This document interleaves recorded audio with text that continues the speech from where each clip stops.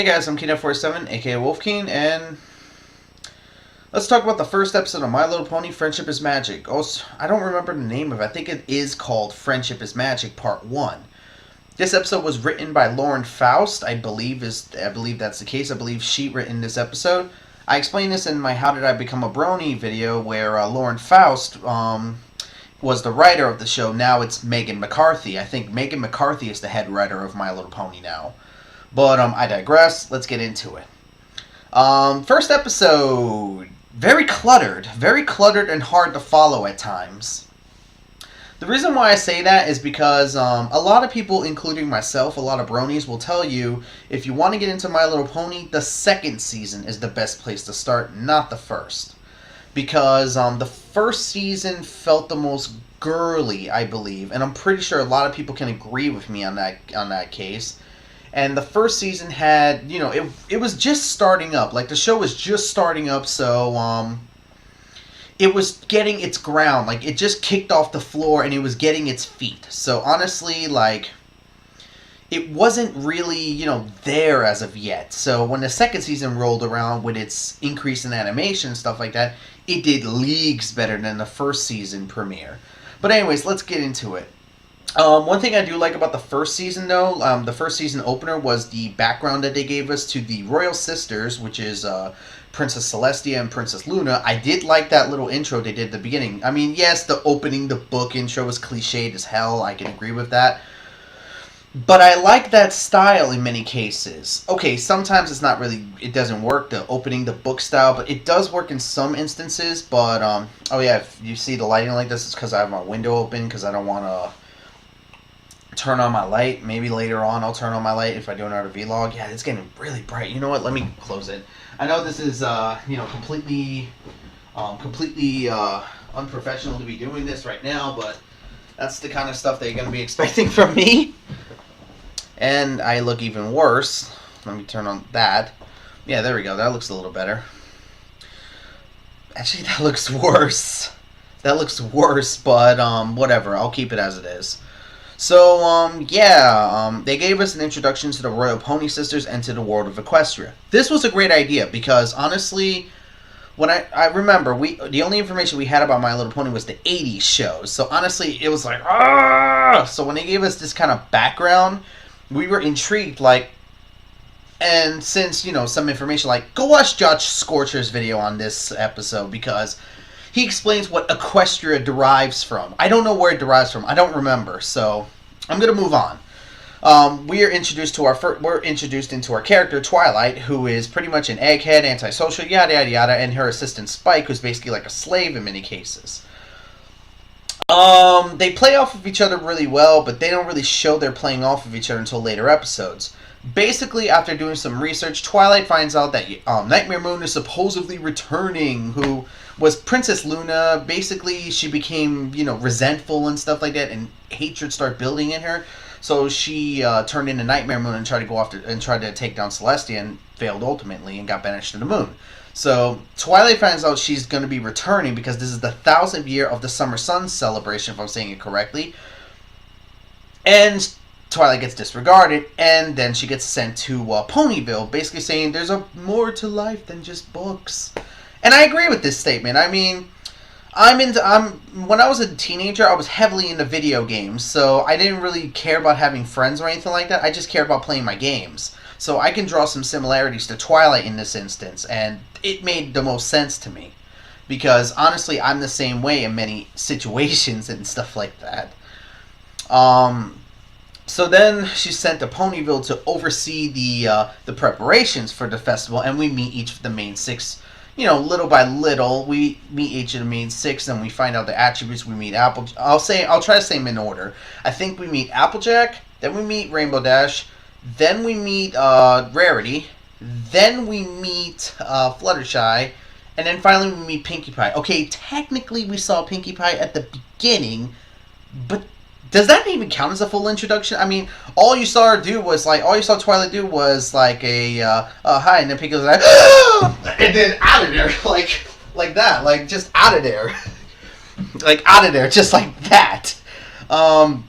Yeah, that's the kind of physical humor I'm gonna be doing in my videos. Like, I do that kind of stuff in all my videos, so prepare for it.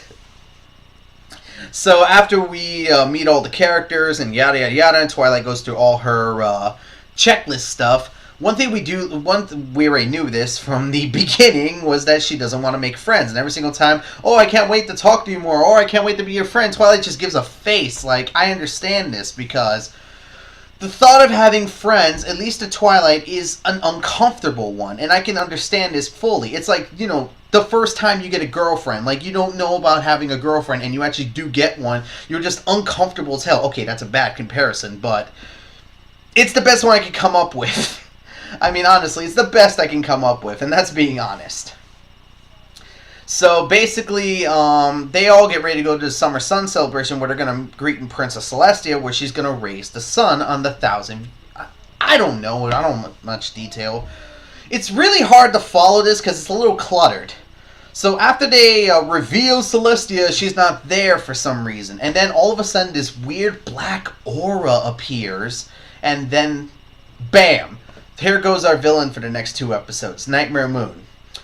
Admittedly, Nightmare Moon has one of the best designs. Like, she has a really cool design to her. I mean, me being a fan of dark designs and stuff like that, she had a really nice dark design to her, and it's actually something I really like. You know, like the blue mane, the black, it's perfect. I loved it.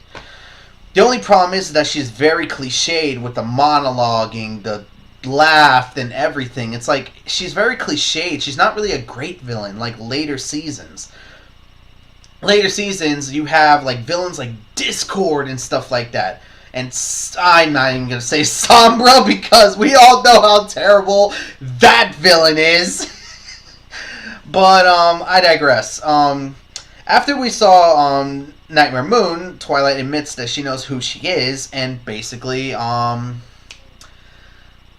well, you already know what's going to happen. She's going to cause a night eternal. Like, you know, never let the sun rise, and just night all the time. Like, you know, just night all the time. How does that work exactly? I kind of want to know. How does that work exactly? That, it's always nighttime. Like, how is that an evil plan? I kind of want to know. I mean, I can understand with other villains and stuff like that, like Discord, he just wanted to turn the world into chaos. That makes sense for a villain, but all Nightmare Moon wanted was to just turn the world into darkness and have everyone relish in the dark. Yeah, that's... I don't get it. I don't get it. I mean, I don't get it. It's one of the worst plans I've seen in My Little Pony. I mean, I just don't get it. I really don't get it. I'm pretty sure someone in the comments is going to tell me how this works, because I, honest to God, don't get it. I don't get it. It's one of the stupidest plans I've seen ever, and honestly, admittedly, I really feel like they could have done better in that regard. But that's just me being honest, and that's just me having an opinion.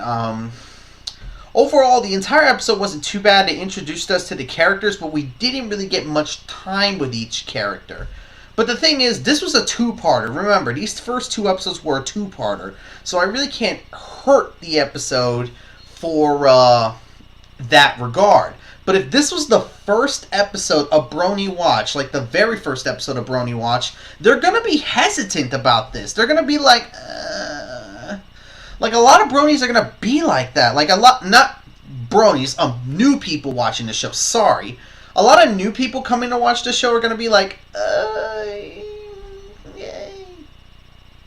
A lot of people are going to be like that because they don't know. I mean, Avatar had the same kind of idea. Like, the first episode of Avatar was kind of, you didn't know.